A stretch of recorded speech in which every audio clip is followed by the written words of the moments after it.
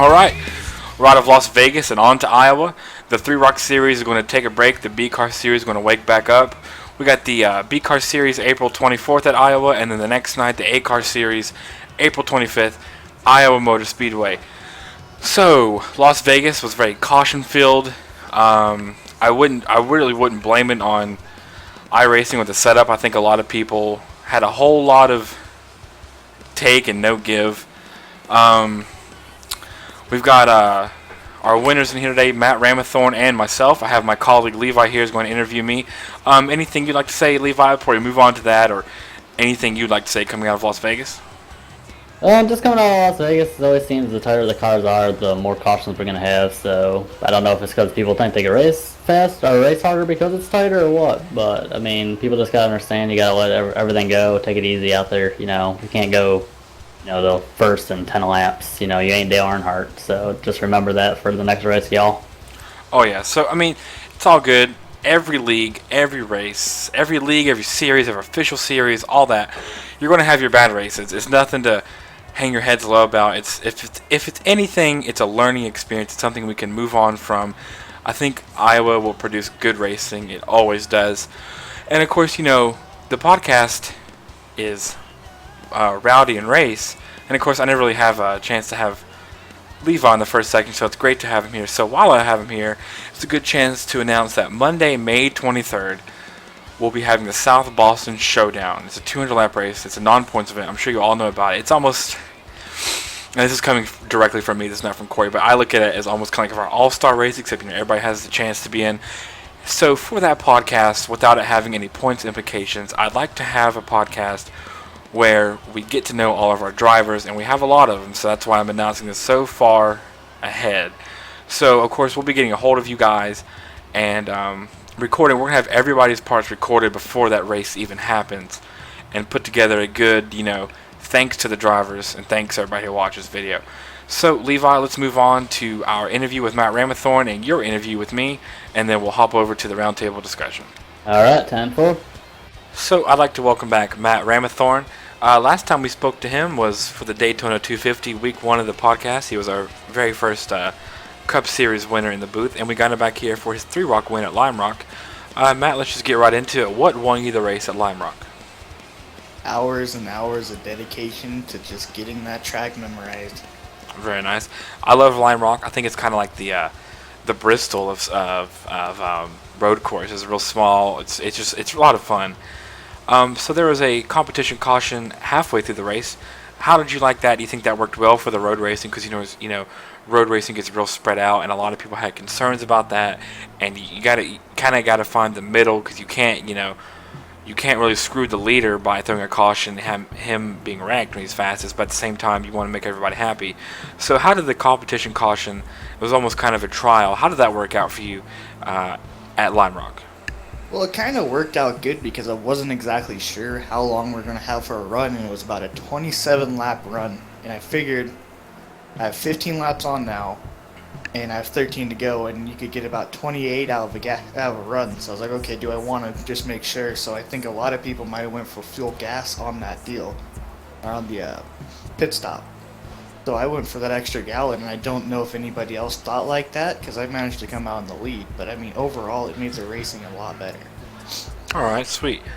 That's nice to hear that. I mean, did you get a general consensus from the other racers that they seemed to like it? Was anybody against it, or for the most part was the whole room for it, or what?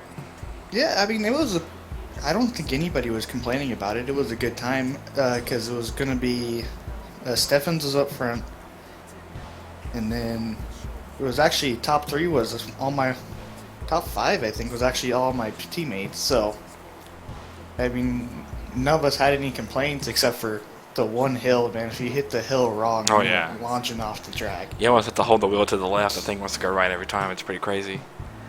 But yeah, I think that last little spurt where everybody was on good tires, it was nice. But, I mean, the thing that won me the race was not making mistakes. Oh, yeah. Even though I wrecked on lap 29. Oh, yeah. I mean, because road course racing, for the most part, if you run if you just run a good clean race, you're going to end up finishing pretty well, especially in those big stock cars because they're hard to wrestle around those road courses and very unpredictable. So with that being said, did the super late models, did they race well at Lime Rock? I mean, was it a lot of fun, or did you feel like you're just wrestling that thing around the track? I mean, how did you feel about racing those things at Lime Rock? There was a couple things I would have changed with the setup because the front end was super bouncy, and coming out of the final corner on the straightaway was very scary because you would literally lose the front wheels all the way across it. But other than that, the late models actually did great. I mean, you could go faster than them than I have done most GT3 cars there. Oh wow, that's pretty interesting. And do you plan on running the May 1st event, the May 1st 3 Rock event at Bristol? Oh, of course, I'm a short track racer. Oh yeah. Bristol's my home track, so I feel obligated to be there. I love Bristol. I feel like I'm obligated to be good there, so I'll definitely be running that. Except for that 1 year where I wrecked, way back Oh in yeah, the day. good times. Way back in the day. We're talking about way back. I'm back on the Xbox, man. We're racing with controllers. Yeah. So, you raced the Cup Series. Did you race the Cup Series this week? Yeah, you did. How'd your weekend go in Las Vegas in the Cup Series this weekend? And ever since Daytona, not one thing has gone right. Had a major internet failure right before I didn't get to qualify. After getting wrecked on the third lap, I managed to get all the way back up to 6th place, and then I got bounced off the wall between a car. And I was down to 16th, and then I believe it was going to be my final pit stop, and the engine blew up when I was pulling off onto the track. Oh. Yeah, I know. I noticed you were having problems. I remember pacing by you under one caution, and that car didn't look very happy. But thankfully, we're only in week 4, and if anybody's a testament to a bad start, I'd say, remember I DC'd from Daytona. I didn't get to start Rockingham on time. I was wrecked at Atlanta, and I got to win Las Vegas. I'm sitting in the top 10 in points, so it just takes some good racing to get you right back in there and kind of get your confidence back going. So, of course, you won the race. You got your time on the podcast. Is there anybody you'd like to give a shout-out to, or any final words or anything you'd like to say for everybody watching the podcast? Well, I gotta give always a big shout out to Nathan Young because he's made me some pretty awesome paint schemes and given me some stuff to run. And I gotta thank everybody at SPM because it kind of make it enjoyable. Practice is always a little rough, but we all get everything figured out together, so we're never that far off of each other. And I gotta thank everybody in charge and you guys for actually putting this on great. Tanner's been excellent to deal with the B cars, and I'm super excited about that racing this weekend. And I gotta thank Corey for running the A cars too. I mean, it was kind of rocky at the beginning, but it seems like even though we had a rough race last race, things are getting better. So. Oh yeah. We'll definitely have some things to look at after Las Vegas, and of course we always have 1 or 2 bad races, so at least we got it out of the way earlier. So Matt, I'd like to thank you for being on the podcast, and I'm sure we'll see you very soon. Perfect. Thank you. This week we sit down with the Las Vegas winner, Sam Close. Oh, wait, I mean Rayce Clark. Somebody actually won besides Sam Close this week. So how did the race go for you, Rayce? Well, at Atlanta, I was behind Sam and Cameron the whole race. I could stick with them. I was about on pace with them, but they kept their tires on it much better than I did, and I would just drop like a fly all the way to like 10th. I mean, it was crazy how bad the tires fell off. So I came into Las Vegas with the mindset of being very, very conservative. I was riding the high line way before anybody would get up there. I was pretty slow, but with the intent of a long run and me coming back and getting that position. And we just had a lot of caution, so that I kind of just threw that strategy out the window. I short pitted, got back up front, and then got myself to the lead and held on to it ever since. Would there have been anything you would have done differently? I know that you didn't take tires that last, I think it was the last caution. Yeah, I'd say if the race wasn't so caution filled, I probably would have came in for tires there at the end. But I just had a gut feeling that either Richard was going to race Cameron and hold him up, or they were going to race behind me because the previous restart I did a good job of getting away from those guys. I was like a second ahead of her by the time we got up 2, so I planned on doing the same thing, and it worked. I mean, before the caution flew, or B, they would have raced each other, and I think I would have been able to held them off no problem. Because it was only a 3-lap run. I'd say they would have raced it out for a lap or 2, and I think by that time I would have had at least a half to a full second lead, and would have been able to win it. So I don't think anything was handed to me. But if I had to do anything different, maybe would have put it in there at the end. But I'm pretty glad I didn't. You did talk about the high side. I've heard from quite a few drivers that the high side was actually working. Do you know why? Is it just the track style or anything like that? I just think I think that progressive banking that Las Vegas has really showed with how tight the car was. There was a lot of grip up there. I saw Cameron doing it, and I was in the TeamSpeak channel with Sam, and I said, we got to get up high because that's where the speed was at, and I wasn't lying. And it was kind of like the high line in 1, and you kind of exit low out of 2, and that line would get higher as the tires wore. And then with 3 and 4, it's pretty much high all the way because it was banking up there. It was just way too tight to be on the bottom. So I saw Cameron doing that, and I practiced that for all of practice, and I'd say it ended up working pretty nicely because I felt like whenever they did pit in, I didn't think my tires were in too bad of shape that I was going to be swamped. Alright, so what are you doing to prepare yourself for next week at Iowa? I've been crying a little bit. Been lots of crying. I'm not. I like short tracks. I like tracks like Bristol, Martinsville, South Boston. But there's like this in between. There's this in between of Richmond and Iowa and the Milwaukee Mile. There's like these in between tracks that aren't quite short tracks, but they definitely aren't mile and a halves that I'm not good at. I'm not good at Richmond.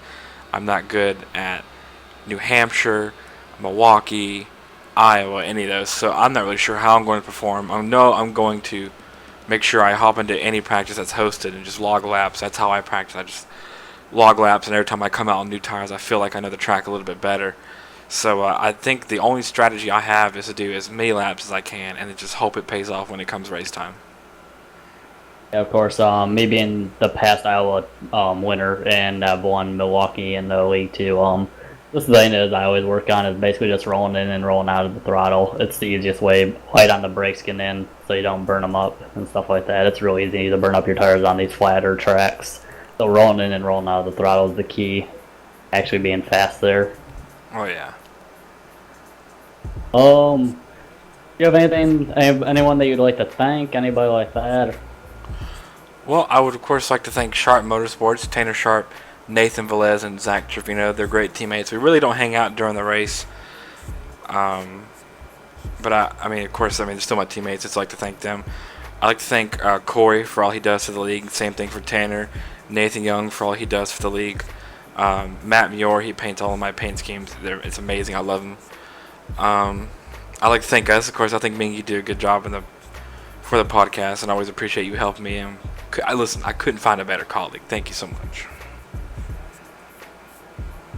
Man, so tell me something that's like special or something weird about you that people don't know about you outside of the track. I definitely don't think it's not unknown that I'm a huge hockey fan. So there's no need to get into that. I think everybody knows how much I love Nashville and the state of Tennessee. I guess a lot of people say, "Oh, I love all kinds of music," but that I don't really mean that. But when I say I love all kinds of music, I love everything. Like, I'm a huge Lady Gaga fan, but I can transition right into Johnny Cash, and then right back to it's a little bit of everything. I mean seriously, like I have a huge Spotify playlist of it's always kind of weird listening to it. I'll go from Kanye West's new album to Breaking Benjamin to Johnny Cash to Lady Gaga in just 4 songs. It's pretty crazy. So I guess when I say I like all music, I really do mean that. Temptations and stuff like that? Do what? Patience? Hi, girl. Oh, I was like, do I have patience? Like, no, not at all. Talking about my girl. Pretty much everything too. Is there anything you'd like to add, and then that we didn't go over before we get out of here? Not really. Just like to thank you for interviewing me. I'd like to say sorry for anybody who watched the podcast last week and missed out on the lap at Las Vegas. I can't believe I missed that. I'm really sorry. And I think the music was loud in some parts. I think I got really good at editing these, and I think I went a little bit too fast. That's my apologies, and of course it'll be corrected. And I'd also like to I forgot to thank Max Speed TV for broadcasting. There's a lot of people to thank. There's a lot of people who put this whole league together, and I appreciate all of them. And thank you for interviewing me. I really don't know how to go about this, so thank you very much. Problem. All right, I guess We have it, Race Clark. Number 22. Peace out, bitches. What the fuck your sponsor is. So let's move on to the roundtable discussion. I have my colleague Levi Rowdy Zielinski, Tanner Sharp, myself, and Corey Lindsay. So let's just start out. Tanner, how was your weekend? Last weekend at Las Vegas. How'd your race go? I was a little worried at first because I didn't know what the weather was going to be like, and I absolutely hate driving a loose race car out there, especially what we were having in practice earlier in the week. But by the time the race came along and we were practicing in the weather conditions, the car felt really tight, and we were pretty fast on top of the board. We weren't the fastest car. Cameron Rich was the fastest car out there, but I wasn't too worried about it because I was like a tenth off. So, in my opinion, it really doesn't mean much. But so once the race got started out, we went off the bat and led the first 20 some odd laps, I believe it was.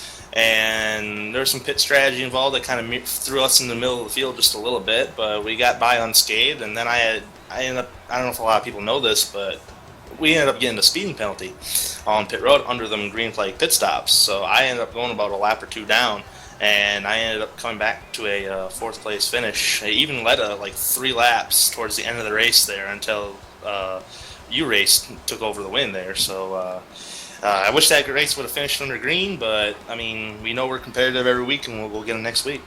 Nice. And then how about you, Corey? How was your race at Las Vegas last weekend? Well, we were trying to get up there, and we had some pit strategy. We got us up to second place, and then kind of fell back. For some reason, going into turn 3, I got loose 2 times in that race, and that had never happened in any type of practice that I was doing. And then I fell back to the rear end of the field. I was just trying to survive, get it going, maybe get it back up to the front. And I just got turned by some of the guys that were hanging out in the back. And I got to stop doing that. I got to try to find a way to stay up towards the front and not be involved with those interesting cars that we have back there. So of course, Levi doesn't race in our Cup Series. Levi, when do you plan on racing next? Tanner told me this earlier. We were talking about it. I probably won't be able to race for another year, possibly. So look to then to see me back in the wheel. I'll try to make appearances every now and then when I get a chance, but hoping somehow to swing to get to Darlington and do the throwback scheme. Did you get a chance to watch the replay of the race or watch it live or however? Watched a little bit of the ending of it. Yeah, I want to move on to kind of how the cautions flew at Las Vegas. I don't really think the setup was the most challenging thing in the world. I think a lot of people, get tight as you do, but I really never got the chance to look at the replay. But normally when a setup gets real tight, it's going to breed a lot of caution because people really don't compensate for the tightness, and they don't mind going up to the wall or hitting whoever's above them. And I know some people real loose on entry in 3 and 4. Did you guys get a look at any of the cautions, Corey? Did you see? What was causing the cautions? Like, why did we have a caution fest? Because we've done great up until now. Which, of course, everybody. There's always a bad race in any league, any official series. But why did we have one this weekend at Las Vegas? Well, we always seem to have at least 1 or 2 of these a season, and fortunately, it happened at Las Vegas. I think from what I saw in the replays, it was just some guy, he was just hanging out, trying to log some laps, and the other guy behind him was trying to get the run on him. And you can't really compensate for if you're pushing it in pretty hard, you can't back it up like the guy in front of you is, and you're just like, you get so tight going into that turn there. Just hit him. And that guy goes, I don't know. It was just bad. Yeah, it was something else. But hopefully going into Iowa, that's a fun track. I'd say we're going to have a much better race there. How do you plan to perform this weekend at Iowa, Tanner? At Iowa, we ran pretty good there. It's just every season. I love Iowa. It's more of a sister racetrack, in my opinion, to Richmond. And the 3 Wide Racing League knows how good I am at Richmond, especially with them 5 wins in a row that I have here in the league. And I can use that knowledge to go into Iowa, and I have, and we have a average finish there about I think it's a 2 average finish, or average start is second place. So we can qualify good there, and I'm just going to go in there and just kind of log some laps at the beginning part of the race just to see how everybody's racing, and that gives me the good idea on how I should race. So with that kind of knowledge, I should be okay. But I love Iowa. It's a great racetrack. A little bit different than Richmond, but still a sister track to that certain racetrack. And just go in there and kind of treat like Richmond and just take it easy. No need to get all aggressive, wishy-washy about, going 3 wide right off the bat. I know the league's called 3 wide, but there's a time to do that and there's time not to do that. So if we can just keep the fenders on the car, I think we'll have a good race and produce some great racing on the racetrack. Yeah, I definitely agree. I don't know how well I performed there. I'm not too good at Richmond and Iowa, but I haven't taken the A car there in I don't know how long. I do know Corey is good at Iowa. He's won at Iowa, and he's performing a lot better in this car. So, Corey, this weekend, how do you plan to perform at Iowa? Looking to survive, get there towards the end, and then we'll see what we can do. I don't know if we're going to look for the win there at Iowa, but we're definitely going to look for a top 10, top 5, depending on how everything plays out. Yeah, I'm just going to... I don't know what I'm going to do. I'm just going to jump on track and just take it from there. I know Cameron's always going to be fast, and one-arm Sam's always going to be quick, so we'll see. And I think you'll be up there. Tanner will be up there.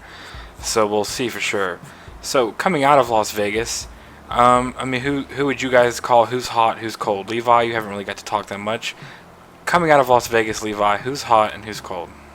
Right now, who's hot? Obviously, you just got the win done. I'm looking at Justin Kolb. I'm also looking at Cameron Rich. Cameron Rich, the new guy, he's done really well his first 2 races, so I'm looking at him. Bell looking really great still, and Cody Wright.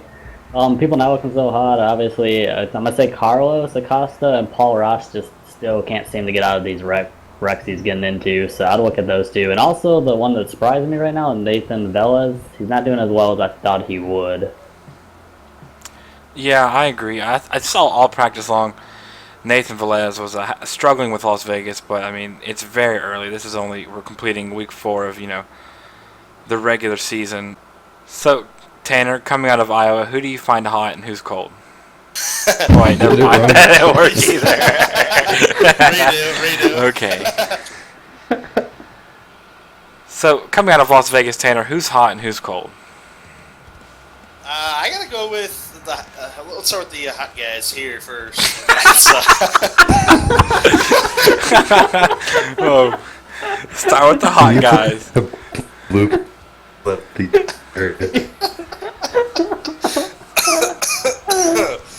Can we redo that? Oh yeah. Okay. God. Lord, I can't really say. This is all going in. I'm not even. Hot ladies first. I'm not even cutting this out. This is all going right in. Okay, let's try this again. I'm not even cutting this out. This is all going in. Coming out of Las Vegas, Tanner, who are the hot guys? Who's the cold ones? I'm gonna go with Nickler and Skylar Nissel. And those 2 guys have really impressed me these last couple of weeks, especially Nick, because, for example, with whole Nick, he at first he wasn't running very good at the start of the race, but it seemed like he caught on towards mid to end of the race, because I was running with Nick there, and he was keeping up with me very good, and there's a time where he passed me, I believe. So Nick's, if he can figure it out, man, he'll be up there in points, and maybe pass me up there in points. But I think I'm up there with Justin Kolb. He's getting better. This is pretty much he's only got 2 top 5s and 2 top 10s and 4 starts. So he's been up and down. But last week he had a great second place finish at Las Vegas. You Rayce, you've been running pretty solid yourself too every week. The Kolb guys. Number one that sticks out is Paul Ross. Past champion of this series, can't just seem to, get out of them incidents on the racetrack, from other guys spinning, and he just gets caught up in it. But he's fast every week. He can run up there. I know he can, once he can kind of escape them guys that are spinning out and he gets involved in it, if he can escape that, he'll be a top 5 contender, or definitely a win contender for sure. And another guy that is cold here, oh man, that's tough to say. There's a long list of drivers. I'm gonna say Carlos Acosta. He looked like he was doing fine at the start in all three series across the board, but especially in Three Rock and Cup. But now it's kind of like he dipped down just a little bit. So hopefully Carlos can get back up there into a top 10 running position and maybe go for a win one of these races. Yeah, I definitely can agree with that. If I had to pick who's hot and who's, I had to pick myself because finally I'm really, because I disconnected from Daytona. I didn't get to start Rockingham on time, and I was running good at Atlanta, and I got dumped on the final laps, and finally I was able to show what I've got. So I'm feeling really confident in myself, and of course Cameron Rich, he knows how quick he is. He just kind of keeps getting caught in a mess. As far as being cold, I really think you can't deny Paul Ross being cold because, like you say, he's a past champion. He's just had a hard time getting out of the gate. He actually tweeted out a long message. I don't know. He claims or he says that he's pulling out of the league. I'm not sure if that's just a spout of anger, and let's hope that's all it is, and he'll be back to racing. I think it's great to always have Paul around. He's a lot of fun to race, and he's definitely a competitor week to week. So we'll have to see on that. Hopefully that's just. I know I've many times come out of a race very frustrated, especially when I have a bad start to the season. So now that we have 4 races down in the Cup Series, we kind of have we have 3 people in the chase. It's now Matt Ramathorn, the winner of the Daytona 250, and Sam Close. He won Rockingham in Atlanta, and now myself in Las Vegas. So as we go on and we're starting to look at who the competitors are, who's up front a lot, Corey, who do you see making the chase for sure? Who's a no doubt for you? I think Tanner. Tanner's going to get a win eventually. And if not, he's definitely going to have the points lead to make it into the chase. I think a guy we got to think about would be Donald Bell. I mean, he's surprising us. He's top 5 in points right now. And I think eventually he will maybe snag a win. And another guy we have to look at would be Drew Eisenman. I think eventually he'll get a win. I mean, he's definitely running consistent every week, and it's just a matter of time for him. Yeah, definitely no denying any of those picks, and you're definitely right about Donald Bell. He's a wild card up here in the top 5 in points. So if he didn't snag a win, he keeps up the runs he's putting in. There's no reason why he can't make it in on points. What about you, Levi? Who is a 100% no doubt will make it into our chase this year? 100%. Tanner, Nick. Guess I could say Skylar. I don't want to. Just kidding. Skylar will probably make it. Johnny Thompson for sure, though. I will say my sleeper pick be Cameron Rich will make it in. He's way back there, but I think the way he's been running the last 2 weeks, I think he can get it. Yeah, definitely can't disagree with any of your picks as well. And then finally on to you, Tanner. Who's your 100% no doubt pick to be in the 3-Ride Racing Chesapeake Diecast Series chase? Cup Series. What the fuck? Hold on. I always get that shit fucked up. Okay. And then on to you, Tanner. Who is your 100% no doubt pick to be in the 3-Ride Racing Chesapeake Diecast Cup Series chase? Well, I'd like to say 100% me, but if besides myself, as I look through the points here, 100% pick, I'm gonna go with Nick Miller. I think he is high enough in points to where he's gonna make the chase. He's gonna win a race. I know he's good at Darlington, and that's a throwback race that's coming up soon. So I know he's good there. Pretty much the guys who are in the top 5 right now are pretty much good to go unless something bad happens. But the guy I'm really looking at that I think is really going to make the chase this year is Cameron Rich. I mean, that guy has been fast every week since he stepped foot in the 3-Wide Racing League. Fast at Atlanta. Couldn't win Atlanta because of an iRacing glitch. Could have won Las Vegas, but accidents happen on a restart. That's very unfortunate for Cameron, but the way he's run, he's going to get wins under his belt and be in the chase. Yeah, definitely no doubt about that. And I'm actually pretty surprised that Corey didn't pick this and Levi called him a wild card. I'd say there's no doubt Cameron Rich will make it. He's been quick every week. I mean, Atlanta, of course, I'm not saying it, like anybody who won a race while he was involved didn't have a chance at it either. But, I mean, Cameron, as quick as he is and leading like he is, and he'll be in there eventually without a doubt. So definitely for me, my pick for without a doubt is going to be Cameron Rich. So our next Cup race is April 25th at Iowa, and fuck, our next Cup race is April 25th at Iowa, and the Nathan Young Design B-Car Series will be rejoining us April 24th at Iowa. Do any of you guys plan on running the B-Car Series, or are we just sticking to Cup this weekend? I mean, what's the deal, Corey? Yeah, this will be my Nathan Young E-Car Series debut this year. Looking forward to it. I like Iowa a lot, and it should be a lot of fun racing those cars there. And what about you, Tanner? Do you plan on running it, or are you just going to stick to the Cup Series this weekend? I'm intending on running the B-Car Series for Iowa this weekend for RK Motorsports. It's a good team there, and I can learn a lot with the racetrack and help some drivers on the racetrack. Get some, try to help some drivers out with the side-by-side racing if they need it. I'm always willing to help out any driver on the track. So, being out there at Iowa this weekend, I think could help with other drivers. And I do obviously intending for the Cup Series. So, for Sharp Motorsports, my team. So. Yeah, I'm looking forward to a great weekend. I love Iowa, and hopefully we can go out there and snag a win. Yeah, I'm kind of conflicted because I'm not very good at Iowa, so I really don't want to race it this weekend as far as the B-Car Series goes, but I think it would benefit me as far as practice. And then, of course, our next Three Rock race, they take an off week, and when they return, it'll be May 1st at Bristol. I definitely plan on running that, but we'll get more into that on the next podcast. No sense in running up all our content in 1 week. So, out of Las Vegas, we'll go ahead and finish off with our Cup Series point leader, Tanner Sharp, our B-Car Series point leader, Samuel Close, and our Three Rock Series point leader, Skylar Nissel. Is there any final words you guys would like to throw in?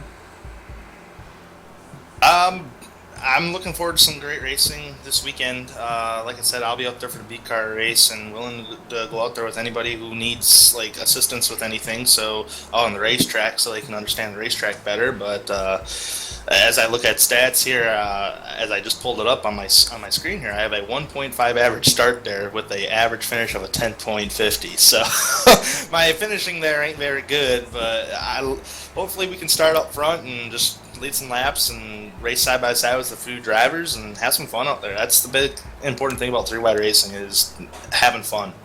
Oh yeah, I plan to just try to make it out of Iowa and get on to Bristol. That's a track I am in love with. How about you, Corey or Levi? Any final words? I have to say is that Tanner just wants to go out there and talk to all the hot guys out there on the track. Wants to go out and Tanner races to talk to all the hot guys. And we're going to end it on that point. I'd like to thank Levi, Tanner, and Corey for stopping by, and we'll see you all next week.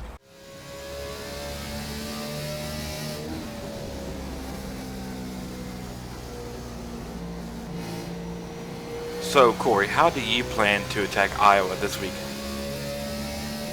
I think as the race progresses, you're going to find yourself running on the higher end of the track. I think that coming off 4, it's going to be a little slick, so maybe finding a higher line and seeing who's able to take advantage of the higher line will be the one that finds success here at Iowa.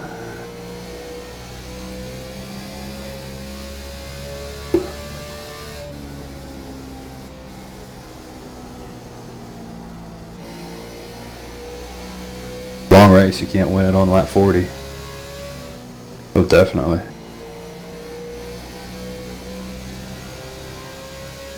So we all know the exit of turn 4 is definitely pretty loose. How do you plan on attacking that? I mean, are you finding it loose? What's the deal up there in turn 4?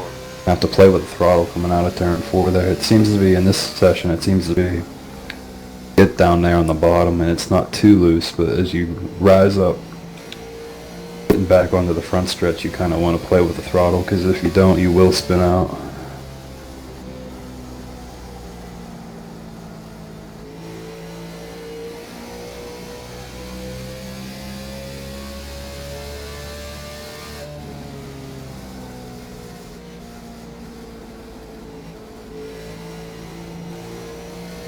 Are you using the brakes here? How much brake are you using? Are you going to have to use a little more as the ride goes on, or what? I would compare it to maybe not even quite a quarter way down, but I'm on the conservative side normally, so maybe I'm using a little bit more than what the average driver would.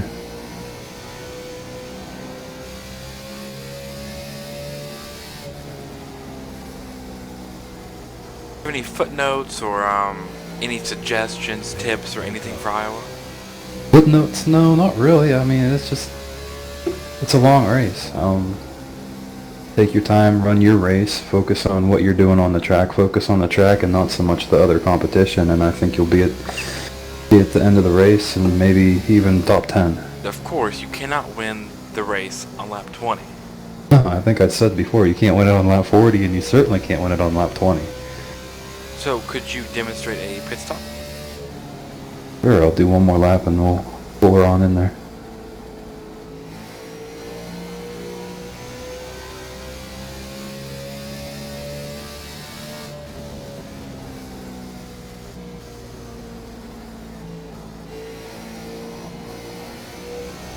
I'm down. I need new tires anyways.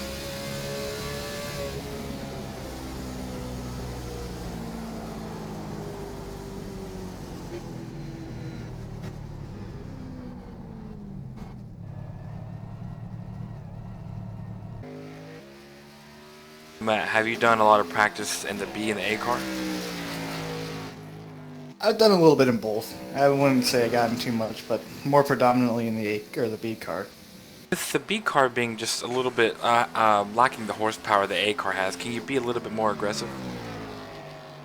You can be a little more, I guess you'd call it, harsh on the B car than you can the A car. The A car, you need to be a little bit more gentle coming off both corners, but with the B car, you can get right back to it.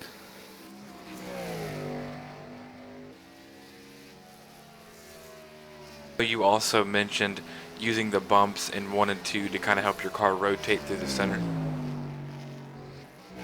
Yeah, this track has 3 transitions, and if you catch 2 transitions at the same time, 90% of the time it isn't going to work.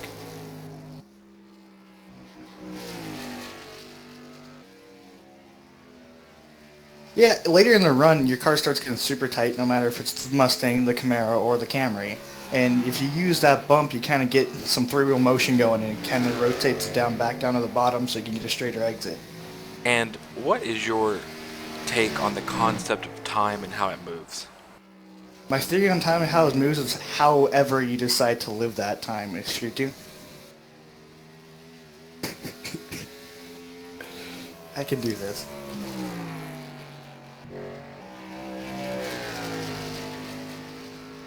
How about some final footnotes on how you're going to tackle Iowa? Just be patient. A lot of people have a problem with patience. You can't win the race early on, but you can sure mess it up. I mean, if you push too hard too early, you're going to get damaged and you're going to be out of this race super quick. I don't even know what that is. Sweet. So if you could just end your run by demonstrating a pit stop for us, we can wrap this up.